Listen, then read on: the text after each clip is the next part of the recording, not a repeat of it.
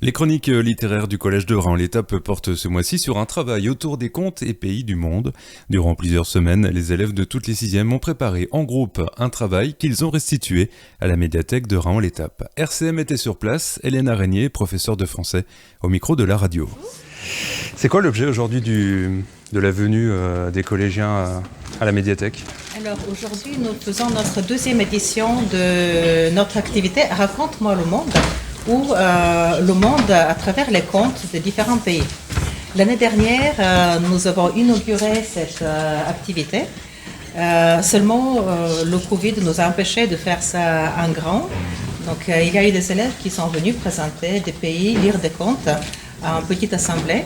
Là, cette année, c'est la première fois avec beaucoup plus d'élèves, des parents d'élèves, nos chefs d'établissement, qu'on remercie d'être là et de nous avoir poussés à faire ces choses-là. En quoi ça consiste ? Les élèves de tout le niveau de 6e, les 4 classes, c'est une centaine d'élèves, ont travaillé par équipe sur différents pays, en faisant tout d'abord des recherches sur les pays pour pouvoir nous les présenter, ce qu'on va voir avec leurs panneaux, avec leurs travaux, et ensuite en nous lisant un conte de chaque pays. Donc en même temps, c'est lié à la nuit de la lecture, à un travail sur les contes qui est dans le programme de 6e, à une découverte du monde et aux volontés des petits et grands de faire quelque chose d'intéressant qui sort de l'ordinaire. Et ça a pris beaucoup de temps à préparer Si, l'activité a été lancée dès le début de l'année. Ouais. Après, on n'a pas travaillé pendant des mois et des mois, mais en effet, il y a eu plusieurs étapes. Les recherches au CDI, les recherches sur Internet, la fabrication des panneaux, le choix des contes et les lectures. Donc, en effet, c'est un travail de longue haleine. Et du coup, les contes, c'est des contes internationaux de différents pays, comme vous me disiez. Donc, c'est quoi les pays qui sont abordés aujourd'hui ? Alors, bonne question. On commencera peut-être par l'île de Pâques, Ouais. parce que ce sont les élèves les plus stressés, donc on va les faire passer en premier. Il y aura l'Italie après. Et autrement, il y a l'Italie. Il y a quel autre pays ? La Pologne. La Pologne, oui, en effet. Et encore deux ? Le Groenland. Groenland, oui. On va les laisser s'installer, alors merci. Merci à vous. La deuxième partie, économique et politique, le pays, le chef d'État de l'île de Pâques, la vie principale, etc. Moi, je vais présenter la partie 3, donc le monde habitant de l'île de Pâques, sa gastronomie, sa fête nationale, sa vie quotidienne, surtout celle des enfants. L'île de Pâques, partie 1, situation géographique, le drapeau, superficie, 173 km, hémisphère, l'hémisphère de l'île de Pâques est le sud-ouest de l'océan Pacifique, le climat de l'île de Pâques est chaud et humide toute l'année. Continent, le continent de l'île de Pâques est l'Amérique. Voilà.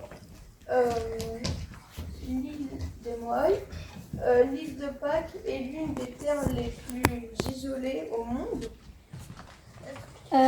Moi, je vais vous parler du nom du chef de l'État de l'Italie, de la première ministre, de la capitale, du drapeau, les significations qu'il contient, et la langue officielle et la fête nationale. Le nom du chef de l'État de l'Italie, c'est Sergio Mattarella. Première ministre de l'Italie, Giorgia Meloni. La capitale, c'est Rome. Le drapeau de l'Italie, le vert, symbole de la nature, le blanc, de la paix et le rouge de la fin de la guerre.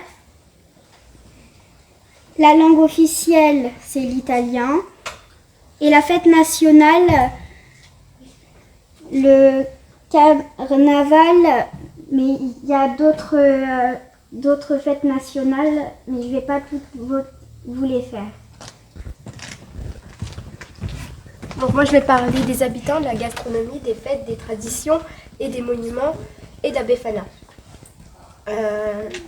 Habitants 59,7 millions, La gastronomie, pâte à la carbonara, pizza, fromage, parmesan, tiramisu.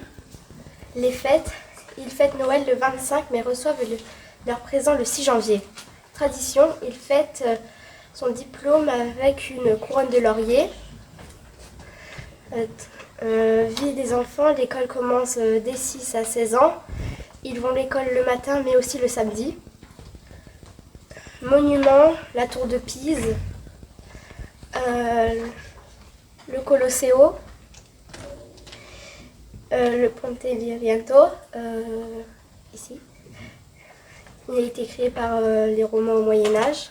Et la Befana, une sorcière qui dépose les présents aux petits Italiens qui ont été sages, un peu comme le Père Noël, mais elle vient le soir de l'Épiphanie.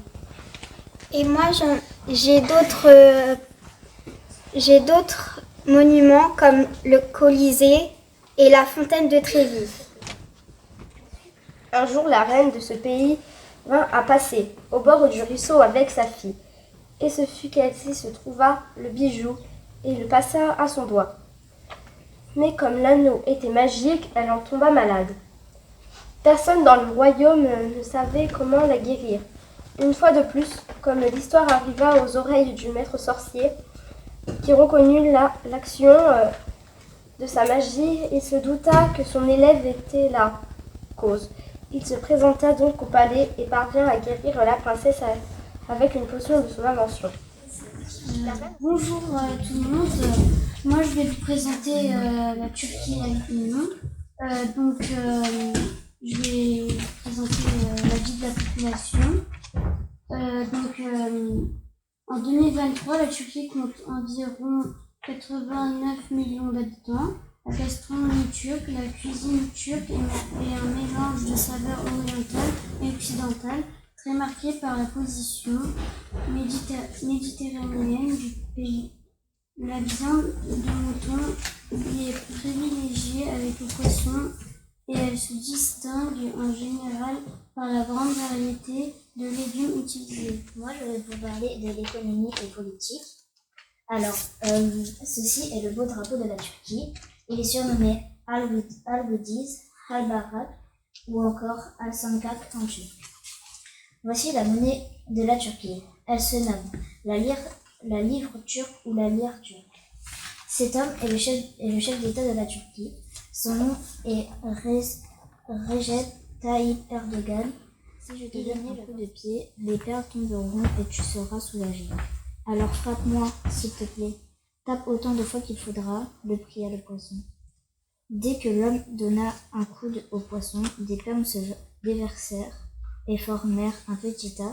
Le poisson ravi dit « Prends toutes ces perles, je te les donne. » Puis il se jeta à l'eau et disparut.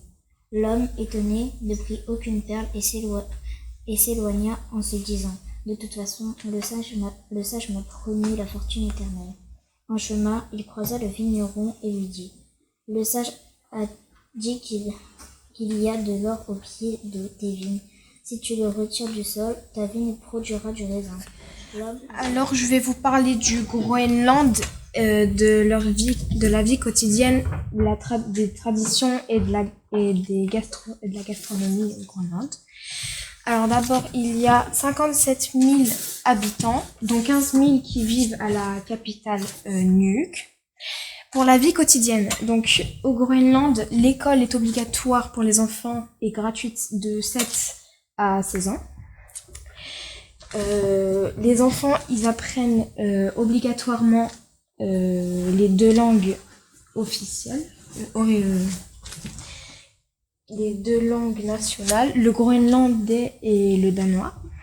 Donc là, il y a 2 écoles. Enfin, il y a l'école rouge à Nuuk et il y a les élèves qui portent le costume national du Groenland pour la rentrée des classes. Quand enfin elle put passer la tête dehors, elle mangea de la neige, car sa soif était vraiment terrible. Instantanément, elle se sentit mieux et plus légère. Et c'est ainsi qu'elle prit l'habitude de manger de la neige dès que son mari partait pour la chasse. Ensuite, elle retournait à sa place, feignant de ne pas avoir bougé. Au fil des jours, elle se sentit de mieux en mieux et décida d'aller au village. Elle enfila son pantalon et un manteau de fourrure.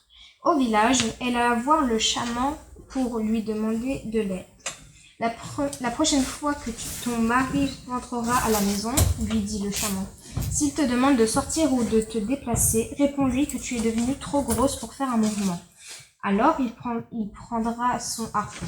Il te le passera à travers le corps pour te tuer et tu devras crier de douleur. Après, on va vous présenter un exposé sur la Pologne. Voici la Pologne. La monnaie, les pièces, ses billets. Donc les pièces s'appellent zloty, groszy, etc. En fonction des pièces. La fête nationale de l'indépendance affiche de la fête de l'indépendance le 11 novembre 2020. Tableau de la fête de l'indépendance. Et ça, c'est un billet c'est de la monnaie qu'on utilise en Pologne. Le chef de la Pologne est Andrzej Duda. La capitale est Varsovie. Voici un point de vue de Varsovie de jour et de nuit. C'est la plus connue de la place de Varsovie. Le drapeau, voici le drapeau de la Pologne, qui est orné de couleurs blanches et rouges.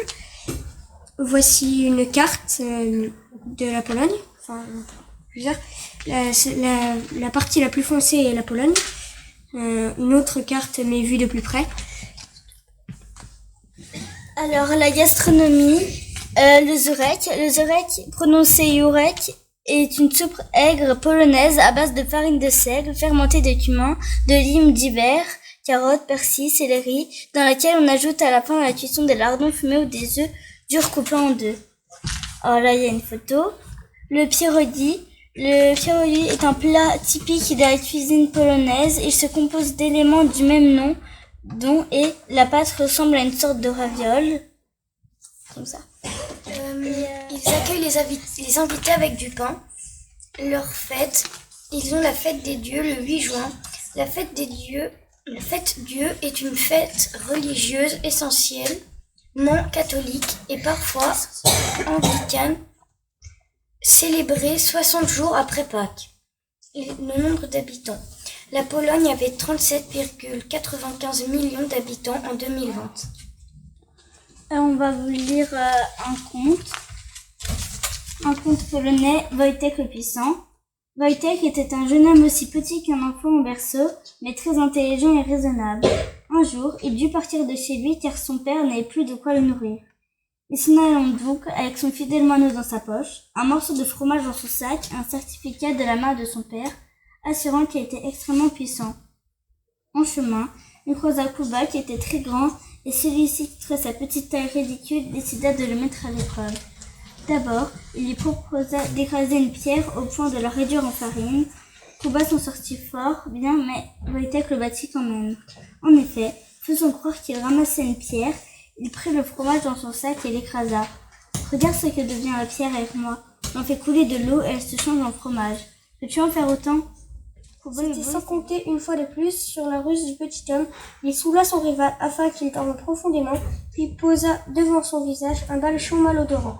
La pauvre princesse n'eut d'autre choix que de se tourner vers Wojtek pour échapper à l'odeur pestilentielle. C'est ainsi qu'on les trouva au matin, et cette fois, le roi ne put rien y faire, c'est Wojtek qui obtient la main de la princesse.